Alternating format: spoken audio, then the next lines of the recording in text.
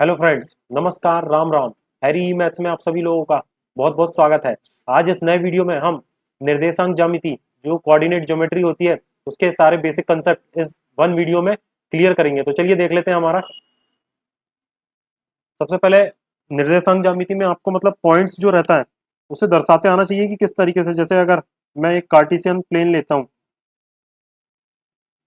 ये क्या कार्टेशियन है, एक्स और वाई एक्सेस क्या है, इसे क्या लेते हैं वाई एक्सेस, मतलब वाई अक्ष, क्या वाई अक्ष। ये एक्स एक्सेस मतलब क्या हो गया एक्स अक्ष, क्या हो गया एक्स अक्ष। अब इसमें ये जो चार पार्ट्स हैं, चार पार्ट्स है इसमें, पहला इसे क्या बोलेंगे, इसे बोलते हैं क्वाड्रेंट। क्या फर्स्ट क्वाड्रेंट क्या बोलेंगे, फर्स्ट क्वाड्रेंट क्या बोलते हैं, ये हो गया फर्स्ट क्वाड्रेंट, ये हो गया सेकंड क्वाड्रेंट, ये हो गया थर्ड क्वाड्रेंट और ये हो गया फोर्थ क्वाड्रेंट। क्वाड्रेंट बोलते हैं या क्या बोलते हैं इसे, चतुर्थांश बोलते हैं। क्या बोलते हैं, चतुर्थांश। क्या बोलेंगे, चतुर्थांश। क्या बोलेंगे, चतुर्थांश। तो प्रथम चतुर्थांश, द्वितीय चतुर्थांश, तृतीय चतुर्थांश और चतुर्थ चतुर्थांश, या फिर क्वाड्रेंट बोल लो, first quadrant, second quadrant, third quadrant, fourth quadrant. अब आपको ये तो पता होगा बेसिक, मतलब कि कोई भी बिंदु जैसे पॉइंट है तो इसमें एक्स कॉमा वाई करके इसके निर्देशांक, पहला वाला जो निर्देशांक होता है ये एक्स होता है और दूसरा वाला वाई होता है। पहले वाले का नाम, इसका नाम क्या बोलते हैं इसे, या तो इसे भुज बोलेंगे, क्या बोलेंगे, भुज बोलेंगे, या एब्सिसा बोलेंगे। क्या बोलेंगे, एब्सिसा बोलेंगे। क्या बोलेंगे, एब्सिसा या भुज। और ये वाई वाले को बोलते हैं कोटि। क्या बोलते हैं, कोटि या ऑर्डिनेट, ऑर्डिनेट या कोटि। और इसे इस तरीके से रिप्रेजेंट करते हैं, पहला वाला जो रहता है ये एक्स निर्देशांक रहता है, मतलब एक्स कोऑर्डिनेट रहता है, और दूसरा वाला वाई कोऑर्डिनेट रहता है, वाई निर्देशांक रहता है। इसे एक्स को बोलते हैं भुज, एक्स को क्या बोलेंगे, भुज बोलेंगे या एब्सिसा बोलेंगे। उसी प्रकार वाई को क्या बोलते हैं, कोटि बोलते हैं या फिर ऑर्डिनेट बोलते हैं। क्या कोटि बोलते हैं या फिर ऑर्डिनेट बोलते हैं, क्या बोलते हैं, ऑर्डिनेट या कोटि। तो इसमें यहाँ पे हमने क्या देख लिए, एक्स और वाई को क्या बोलते हैं, भुज और कोटि। यहाँ पे फर्स्ट क्वाड्रेंट है तो यहाँ पे पॉइंट इस इधर कुछ भी रहा होगा तो इधर क्या पॉजिटिव, यहाँ पे जो फर्स्ट क्वाड्रेंट में रहते हैं एक्स और वाई दोनों पॉजिटिव होंगे तो फर्स्ट क्वाड्रेंट में होगा। यहाँ पे वन रहा होगा, टू रहा होगा, थ्री रहा होगा। यहाँ नीचे -1, -2, -3, यहाँ ऊपर 1, 2, 3, यहाँ -1, -2, -3। तो देखिए इस फर्स्ट वाले क्वाड्रेंट में दोनों एक्स और एक्स कॉमा वाई दोनों प्लस प्लस रहे होंगे, ये वाला भी प्लस है, ये वाला भी प्लस है। उसी प्रकार सेकंड में देखोगे आप तो सेकंड में क्या, एक्स वाला कोऑर्डिनेट जो है क्या है, ये देखिए एक्स वाला जो कोऑर्डिनेट है ये नेगेटिव है, तो मतलब एक्स वाला नेगेटिव रहा होगा और वाई वाला पॉजिटिव रहा होगा। क्यों, क्योंकि ये वाला पॉजिटिव है, दिख रहा है ये ऊपर वाला पॉजिटिव है और ये नेगेटिव है, तो एक्स कोऑर्डिनेट नेगेटिव और वाई वाला पॉजिटिव।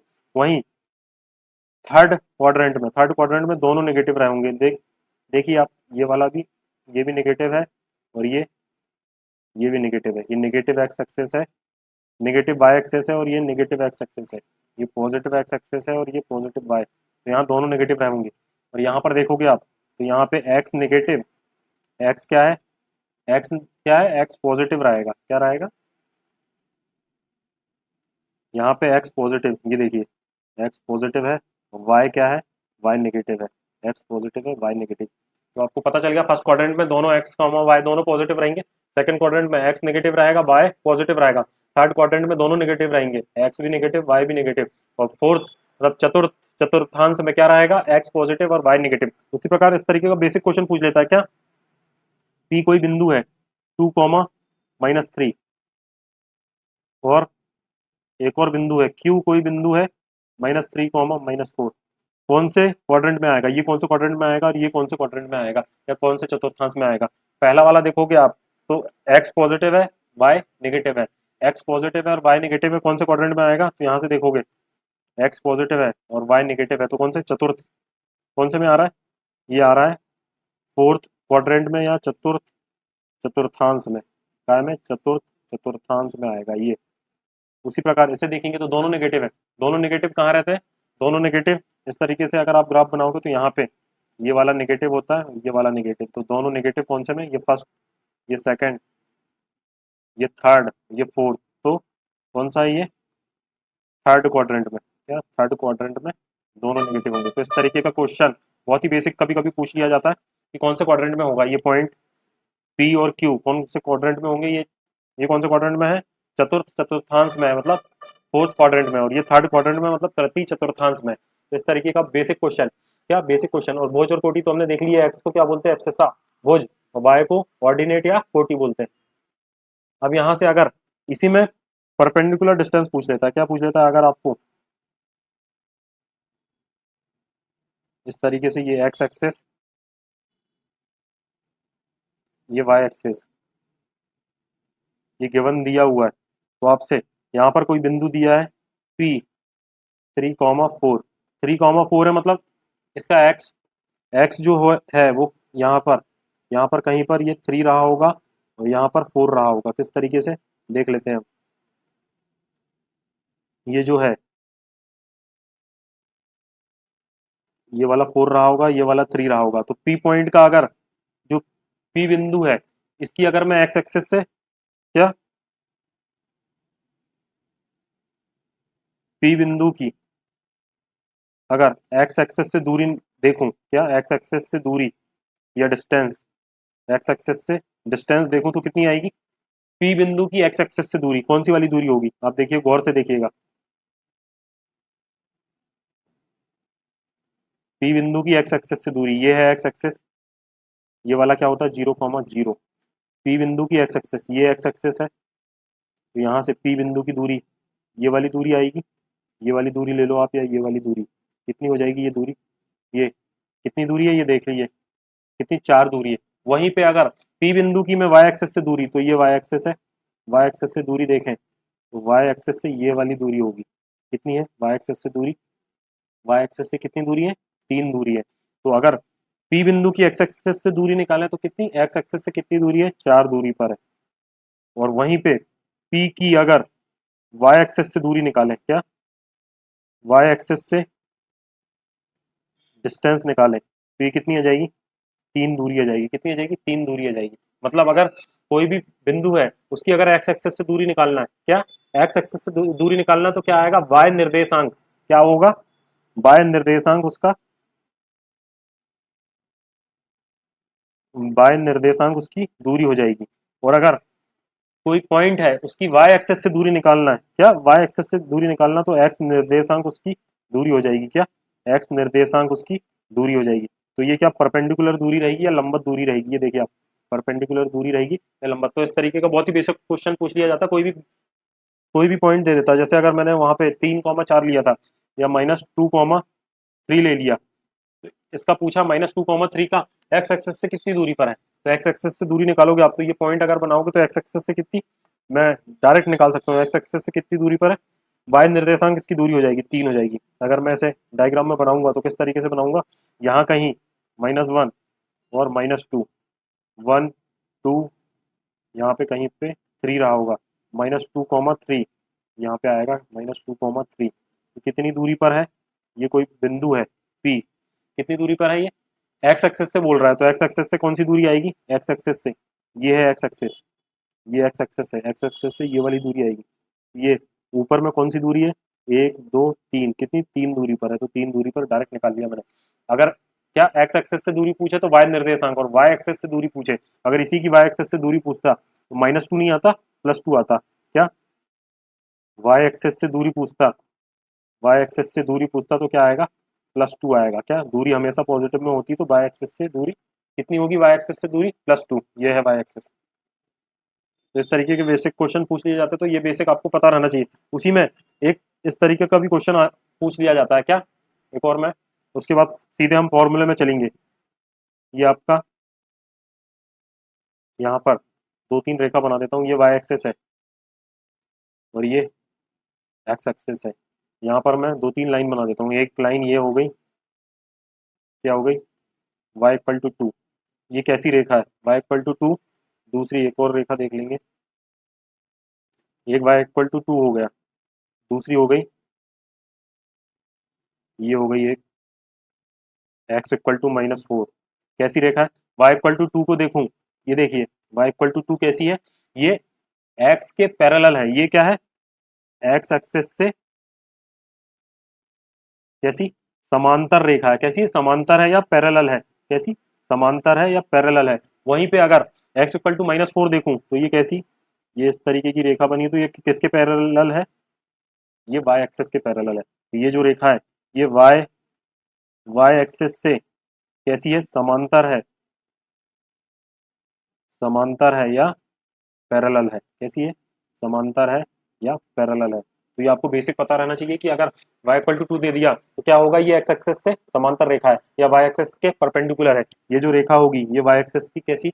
परपेंडिकुलर रहेगी, ये देखिए, और x एक्सिस से समांतर है। वहीं पे ये वाली रेखा ये x एक्सिस से परपेंडिकुलर है और y एक्सिस से समांतर है। तो ये दोनों चीजें मतलब बहुत ही बेसिक पूछ लेता, कभी y इक्वल टू 0 दे देता। y इक्वल टू 0 कौन सी रेखा होगी? y इक्वल टू 0 मतलब सभी y के कोऑर्डिनेट 0 इस रेखा में होंगे। तो ये x एक्सेस ही y equal to 0, y equal to 0 वाली लाइन मतलब कौन सी हो जाएगी? x एक्सेस ही यही रेखा होगी वो। कैसी? ये सेम रेखा हो जाएगी y इक्वल टू 0। तो ये आपको पता रहना चाहिए किस तरीके से बनता है। इसमें सबसे पहला जो फॉर्मूला होता है, चलिए अब जल्दी जल्दी फॉर्मूला देख लेते हैं। हमारा क्या होता है? Distance formula. आपको अगर दूरी निकालना है, डिस्टेंस किस तरीके से निकालते हैं? अगर दो बिंदु दिए हैं P x1 y1 और Q x2 y2, इस तरीके से दो बिंदु दिए हैं, तो P और Q की दूरी जो होगी वो कैसी हो जाएगी? x2 माइनस x1 पूरे का वर्ग प्लस y2 माइनस y1 पूरे का वर्ग, और ये पूरा अंडर रूट के अंदर। कैसा? अंडर रूट के अंदर। तो ये आपका फॉर्मूला हो जाएगा। क्या फॉर्मूला हो जाएगा? आज से बेहतर कुछ भी नहीं है। क्या? आज से बेहतर कुछ भी नहीं, क्योंकि कल कभी आता नहीं और आज कभी जाता नहीं। इसलिए मेहनत आज से ही करते रहे आप, जहां पर भी हो, मतलब जितनी भी तैयारी आपकी हो गई हो। तो ये बहुत बढ़िया कहावत है कि आज से बेहतर कुछ भी नहीं।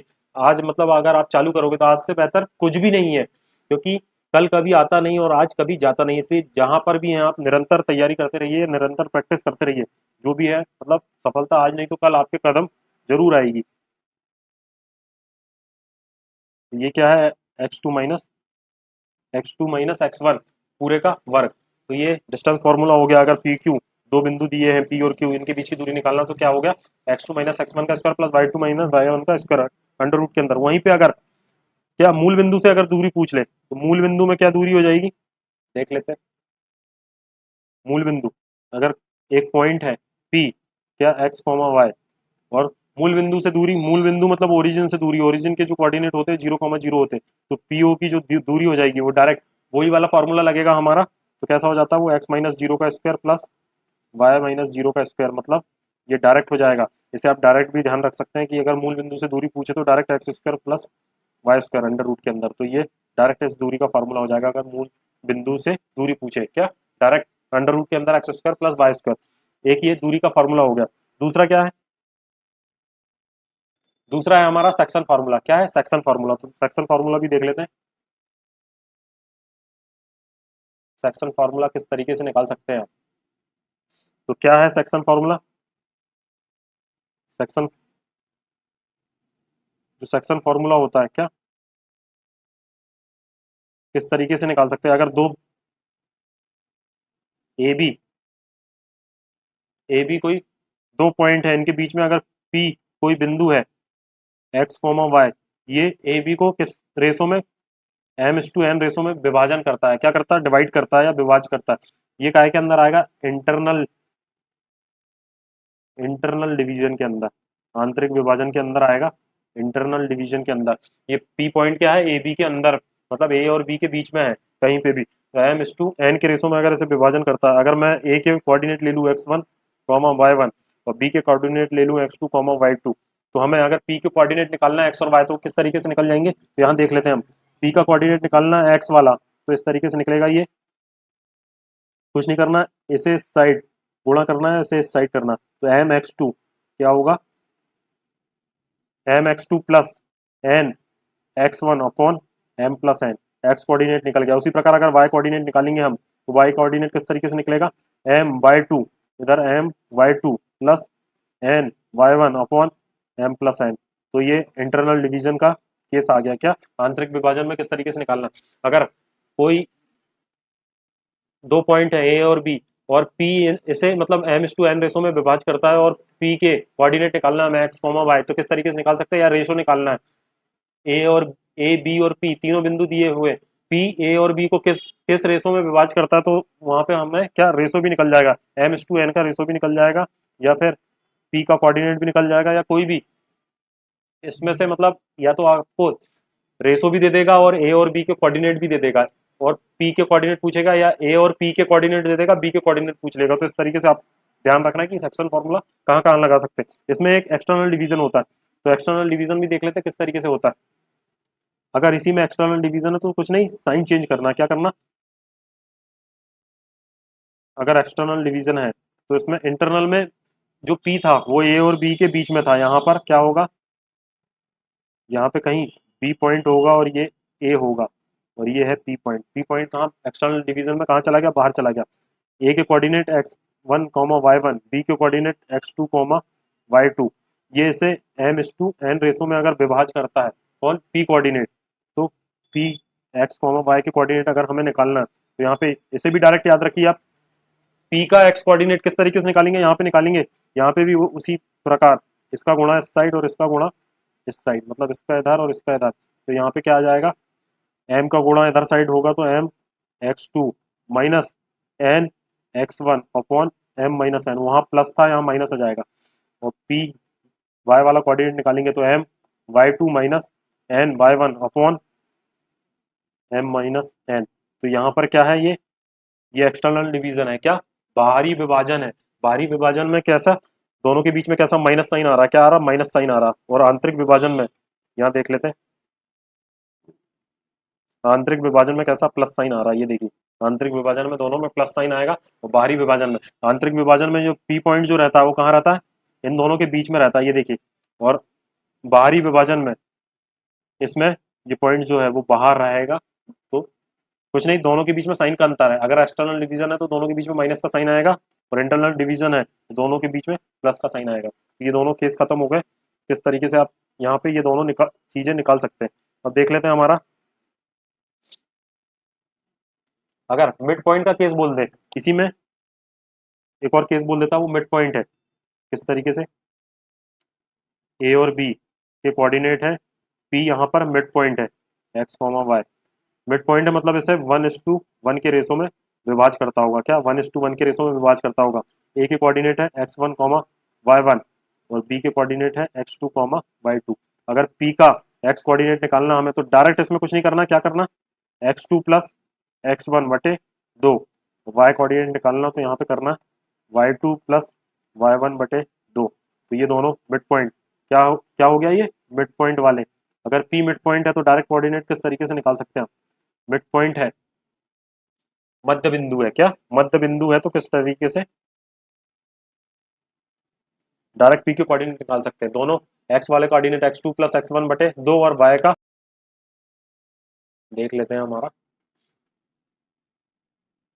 देख लिया हमने मिड पॉइंट किस तरीके से निकालना। मिड पॉइंट भी निकल गया यहाँ पर मिड पॉइंट थ्योरम से। अब अगर एरिया निकालना है कोई भी, मतलब एरिया निकालना, देख लेते हैं, कोई त्रिभुज दिया हुआ है, इसके ए बी सी, ए के कोऑर्डिनेट x1 y1, बी के कोऑर्डिनेट x2 y2, सी के कोऑर्डिनेट x3 y3 दिए हुए हैं। तो डायरेक्ट अगर एरिया ऑफ ट्राइंगल निकालना है, क्या ट्राइंगल का एरिया निकालना है, area of triangle A B C, क्या area of triangle A B C निकालना है, तो डायरेक्ट निकाल सकते हैं आप। किस तरीके से, ये डायरेक्ट फॉर्मूला याद रखना है आपको, क्या 1/2, 1/2, पहले क्या x1 लिए तो y में क्या आ जाएगा, y2 minus y3 plus plus x2, 2 ले लिए तो 2 के बाद क्या आ जाएगा, y3 minus y1 plus x3 y1 minus y2। तो कुछ नहीं करना, एक को छोड़ना दूसरा लेना है। क्या यहाँ पे x1, x के साथ 1 ले लिए तो y2 माइनस y3, फिर x के साथ 2 ले लिए, x2 ले लिए तो फिर y3 माइनस y1, फिर x3 ले लिए तो y1 माइनस y2। देखिए आप लाइन से चल रहा है, जैसे ये 1 2 3, अगर 1 लेंगे तो 1 को छोड़ देंगे, फिर 2 और 3 आ जाएगा। ये देखिए 1 को लिए, 1 को छोड़ दिए तो 2 y2 माइनस y3, फिर अगर 2 को लिए तो 2 को छोड़ देंगे, 3 माइनस 1 आ जाएगा, y3 माइनस y1। फिर उसी में अगर x3 लिए तो 3 को छोड़ देंगे, 1 माइनस 2 ले लेंगे, तो यहाँ पे y1 माइनस y2। तो ये डायरेक्ट एरिया का फॉर्मूला याद रखना आपको। एरिया ऑफ ट्राइंगल क्या होता है, 1/2, 1/2 x1 y2 minus y3 plus x2 y3 minus y1 plus x3 y1 minus y2। अगर यहीं पे यहाँ पे एरिया ऑफ ट्राइंगल क्या,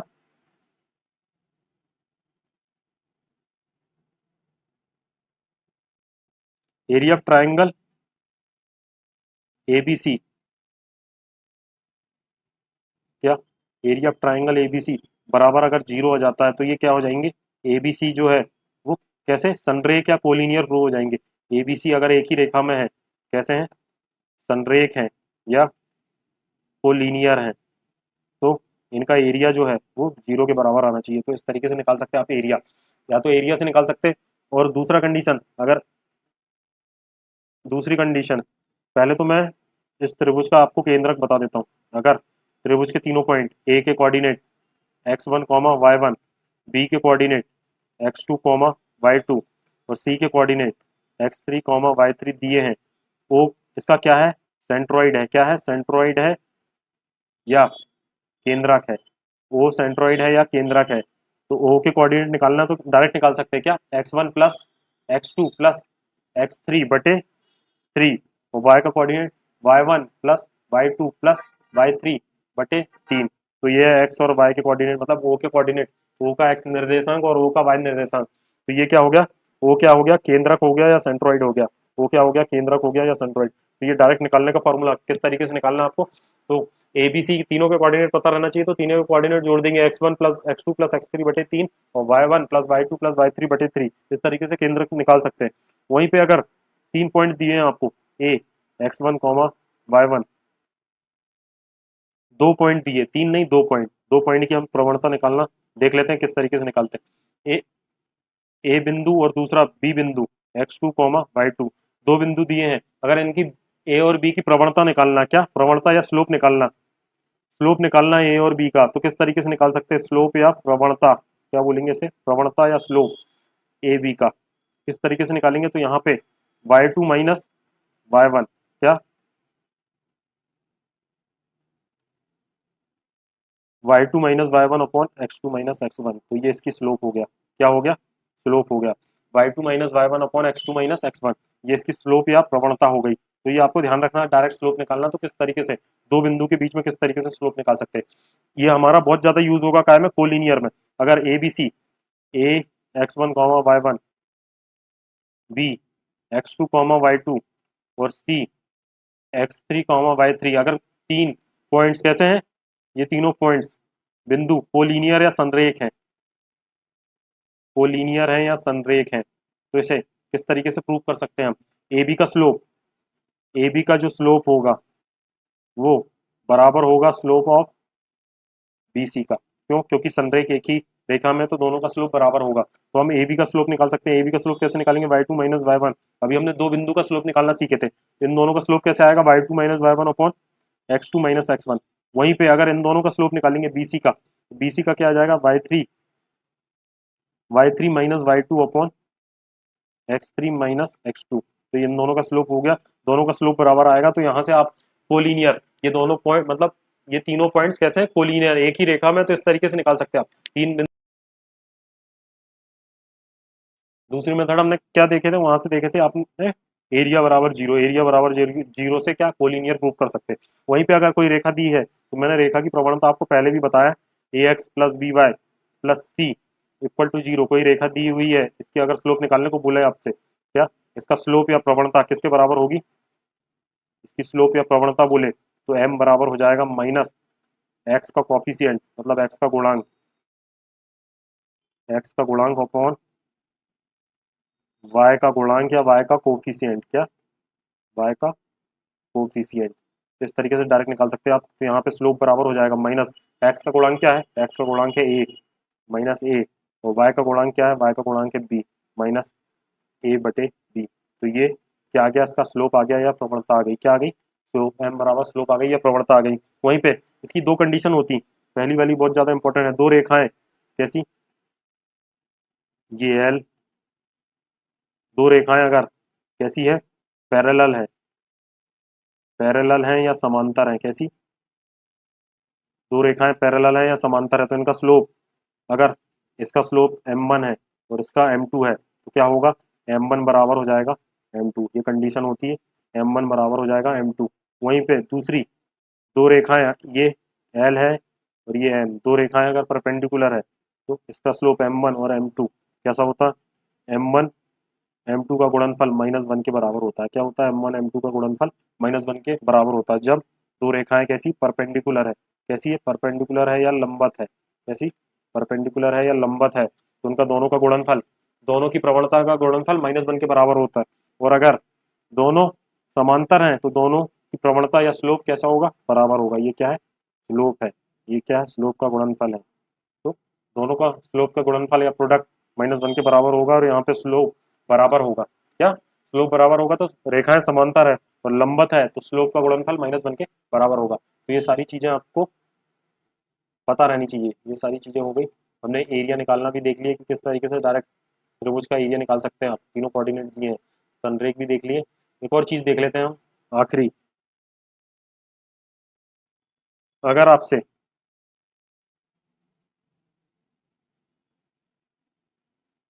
ये क्या, वाई एक्सेस या वाई अक्ष, ये एक्स अक्ष इस तरीके से आपको दिया, यहाँ पे कोई बिंदु या कोई पॉइंट दिया है 2,3, क्या 2,3, इसका अगर क्या पूछे, रिफ्लेक्शन पूछे, क्या पूछे, पी का रिफ्लेक्शन, पी का रिफ्लेक्शन बिंदु, पी का रिफ्लेक्शन बिंदु अगर आपसे पूछे, पी का काय का पी का रिफ्लेक्शन बिंदु अगर आपसे पूछे एक्स एक्सेस में या वाई एक्सेस से, वाई एक्सेस में अगर इसका रिफ्लेक्शन कराएंगे तो ये वाई एक्सेस है, इसमें अगर इसका रिफ्लेक्शन कराएंगे तो यहाँ से कितनी दूरी पर है ये, यहाँ से देखेंगे तो ये 2 दूरी पर है, तो इधर पे भी 2 दूरी पर आ जाएगा। तो ये पी का रिफ्लेक्शन बिंदु अगर पी डैश है तो यहाँ पे आ जाएगा ये -2,3। अगर वाई एक्सेस से रिफ्लेक्शन होगा तो बाय क्या होगा, वाई एक्सेस से रिफ्लेक्शन होगा तो क्या होगा, सिर्फ इसमें क्या, वाई एक्सेस से रिफ्लेक्शन होगा तो सिर्फ एक्स कोऑर्डिनेट चेंज होगा। क्या, एक्स निर्देशांक चेंज होगा। क्या होगा, एक्स निर्देशांक चेंज होगा। और वहीं पे अगर एक्स एक्सेस के दौरान, मतलब एक्स एक्सेस के अक्रॉस, अगर ये एक्स एक्सेस हमने पहले क्या वाई एक्सेस के अक्रॉस लिए, अब अगर एक्स एक्सेस के अक्रॉस इसका रिफ्लेक्शन लेते हैं, यहाँ पे, यहाँ पे इसका रिफ्लेक्शन लेते हैं तो यहाँ से कितनी दूरी पर है, ये 3 दूरी पर है, तो नीचे 3 दूरी पर आ जाएगा, तो यहाँ पे कितना, 2,-3 दूरी पर आ जाएगा। तो ये अगर ओ डैश है तो ओ डैश जो है, ओ डैश जो है 2,-3, ये पी का, पी का कैसा रिफ्लेक्शन बिंदु है, पी का रिफ्लेक्शन बिंदु है एक्स अक्ष के अक्रॉस। क्या, यहाँ से अगर इसका रिफ्लेक्शन, यहाँ से ये कितनी दूरी पर है, 3, कितनी दूरी पर है, 3 दूरी पर, तो नीचे में यहाँ पे 3 दूरी पर लेंगे तो ये +3 का -3 हो जाएगा। और एक्स एक्सेस, एक्स तो मतलब सेम रहेगा ना, वहीं पे यहाँ पे क्या वाई एक्सेस के दौरान देख रहे थे तो वहां पे वाई एक्सेस सेम रह रहा था, सिर्फ एक्स का निर्देशांक चेंज हो रहा था। यहाँ पे क्या, यहाँ पे क्या, अगर एक्स एक्सेस के दौरान देखेंगे तो यहाँ पे वाई का निर्देशांक चेंज होगा। क्या होगा, वाई का निर्देशांक चेंज होगा। तो ये आप लोगों को ध्यान रखना चाहिए। यहाँ पे हमारा ये पूरा टॉपिक, मतलब कि किस तरीके से रिफ्लेक्शन अगर आपको निकालना हो तो यहाँ पे देख लेते हैं कुछ, मैं 2-3 देख लेता हूँ। 2,7 है पी बिंदु, इसका अगर ये एक्स एक्सेस है, ये वाई, इसका अगर सर्दी हो गई थोड़ा, इसका एक्स एक्सिस के अक्रॉस अगर इसका रिफ्लेक्शन देखे तो नीचे कहीं आएगा, ये ऊपर वाला 7 है तो ये भी 7 हो जाएगा, यहाँ पे भी 7 है तो यहाँ पे भी 7 रहना चाहिए, तो ये आ जाएगा 2,-7। ये पी डैश क्या है, एक्स एक्सिस के अक्रॉस,